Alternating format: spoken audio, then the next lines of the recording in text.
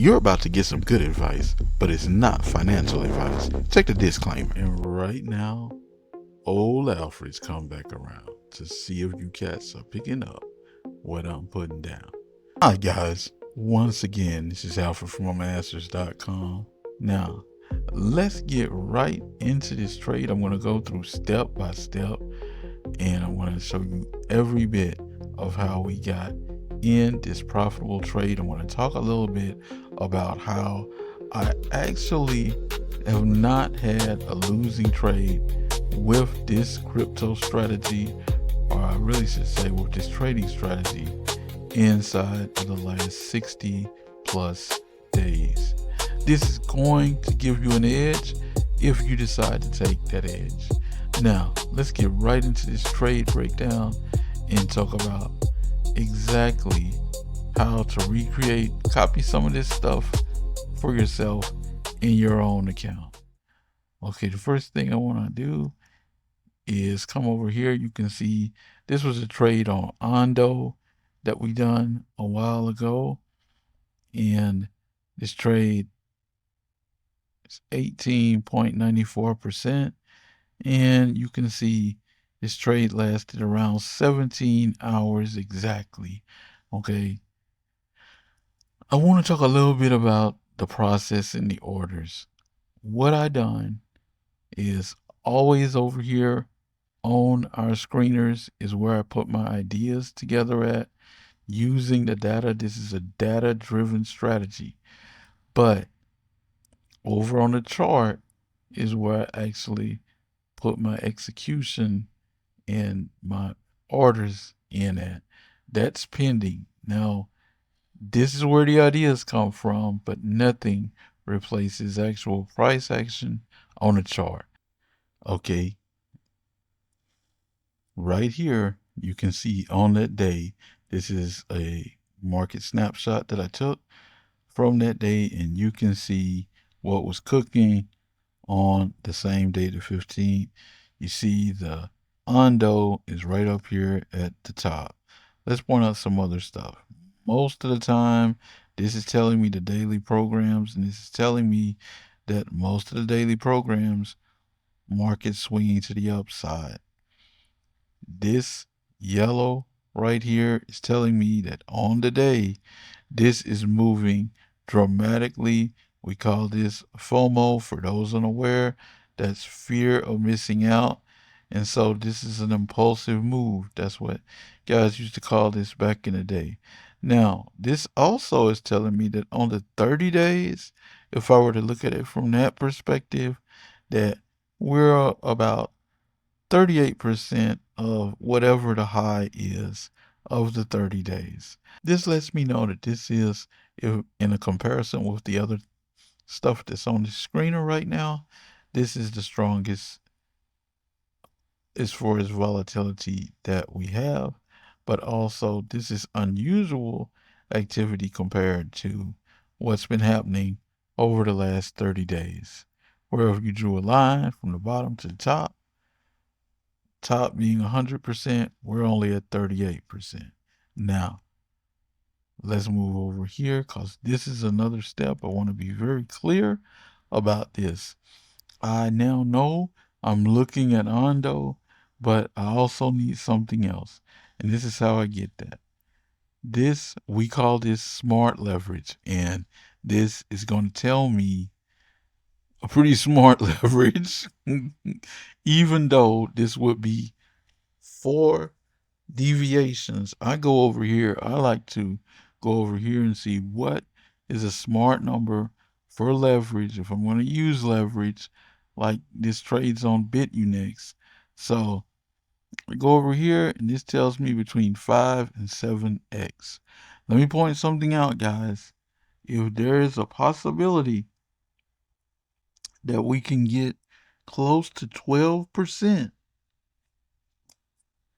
because I see there's a probability here,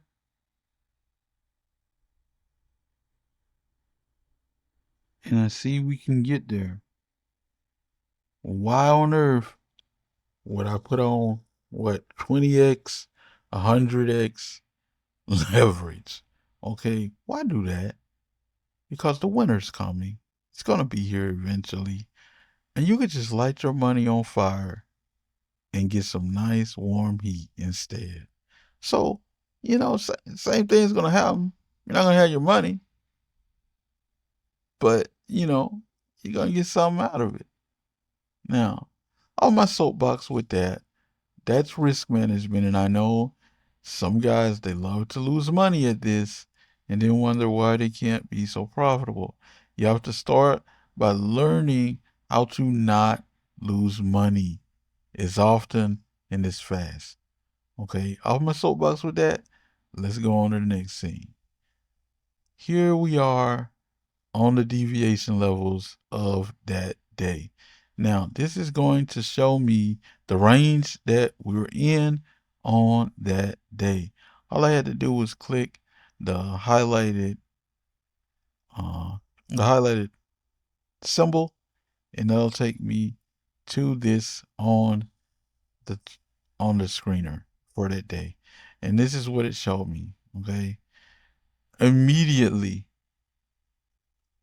I can see this is where we are, but I can see that we're not just way up here at Forex. So what I like to do in the next point is I would go over to my chart. I'm getting ready to execute the trade there, and I'm going to probably put in a pending order that's higher than where we are right now, even though we're cooking. And I know we're cooking. I've done my data analysis, but I want to get something that's probably above whatever the next line is.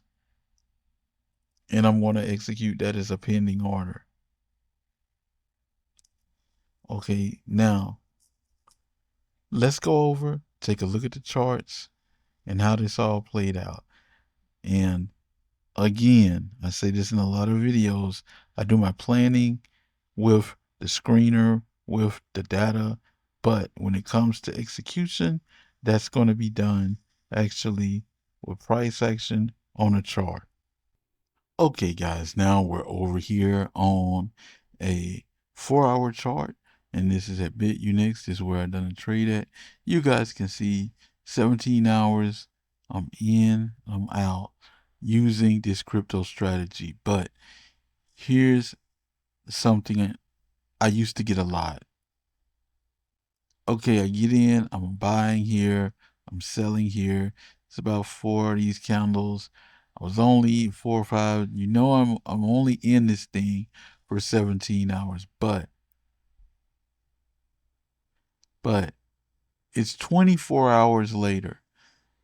This purple line is ultimately where I got out at. Right? Now, look at how close we are to the same purple line 24 hours later. Was there an opportunity for me to catch a little bit more here? Yeah, if it was in the right place at the right time. But after a couple of bars, there was no longer an opportunity for me to catch a better exit out for about another day. That brings my time cost up dramatically. So in my average that I'm actually making, this is what I'm getting at. If I could make that much in 17 hours, and I could barely make anything more in 17 plus another 24 hours, because lots of guys look at things through hourly wages. Am I not bringing my hourly wage down as far as what I'm making if you average it all? That's partly why I get out. Another reason that I get out is I like to plan my exits, and back on the screener, I'd ask myself, what's, let's say, a quarter of a deviation or half a deviation cost? I just want to get to a place that data has shown me it's plausible and possible that I can get back to that day or the next day if what I'm doing is right. And something I've noticed over the years of doing this, the decades, is it's not hard to get in and out of a trade if you're right. It's a lot harder. And the reason that people hold on to losing trades off that, you know, breathing in that hopium is because it's generally a lot harder to get out of a trade when you're wrong. Okay. So I'm allaying all of that nonsense if I can get in and out of something profitable. And I mentioned to you guys, well, it's been like 60 days. I haven't lost a trade. Okay, 60 plus. Part of that is because I don't sit around through, you see all those other 6 bars? I'm not there. I've already got my money from the market and I'm gone. I'm not going to sit here and say, well, this is how much I'm going to put in my stop and I'm going to demand that the market give me twice or 3x or 4x, whatever my stop is. And I'm going to beat the market by not hardly ever being right trading, but I'm just going to sit and I'm going to wait until there's this magic ratio that's so far off that it won't even matter. Some of the brightest individuals on earth are out here trading and competing with you. The odds of them being off that much and of you being on that much are slimmer and slimmer every hour, every day. And if that works for you, if those ratios work for you and it's profitable to you, that's great. But I've met very, very few. I'm talking about I probably could count them on my hands alone. People conferring with them, other traders, professionals that say that they trade like that. And in order to have an edge, you've got to be looking at something different. Is people have the idea of genius kind of wrong. A genius isn't just this person that's smarter than you. A genius sometimes is just as simple as a person that can look at the same painting you can, hear the same song you do, and it just resonates in a different way to them that elicits a better, more favorable response. If it were just about being smart, guys, look, smart people do dumb ish all the time. And every now and then, someone who's really dumb can do some really smart ish at the same time. So it's not that simple either. That's my take. Okay. Off my soapbox with that. I've shown you guys how we put together the trade beginning to end. Just like always, you can see that cooking starting right here on this ATR, and we start just cooking.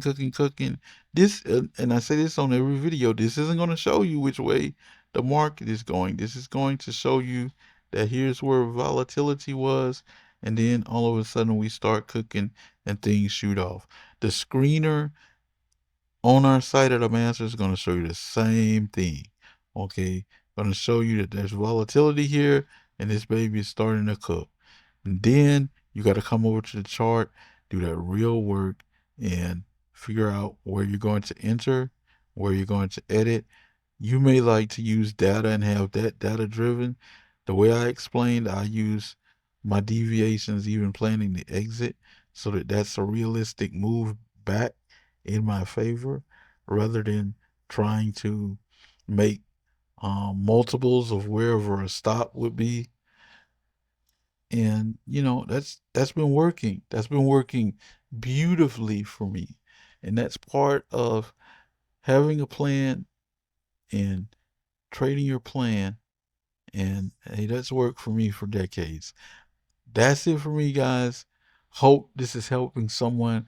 Hope you guys get a lot out of this. Hope you guys have a lot of happy times trading. And I'll see you guys on the next one. And one more little thing I'd like to ask of you. If we've helped you, please help us. Like, share, comment, subscribe. See you when I see ya. Peace.